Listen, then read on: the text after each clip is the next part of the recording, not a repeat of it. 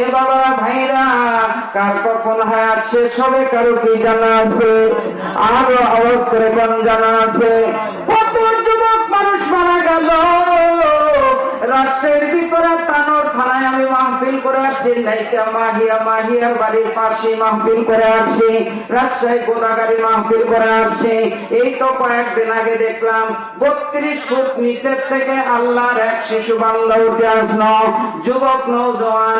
আমাদের দেশের শরীফ ওসমান হাদি দুনিয়া ছেড়ে চলে গেল, চিত্র জগতের নায়ক মান্না চলে গেল, চিত্র জগতের যুবক মান্না সালমান শাহ চলে গেল, কত মানুষ চলে গেল। কেউ তো মরণ পছন্দ করে না, মরতেও চায় না, চায় না যে আমি যুবক অবস্থায় মৃত্যুবরণ করি।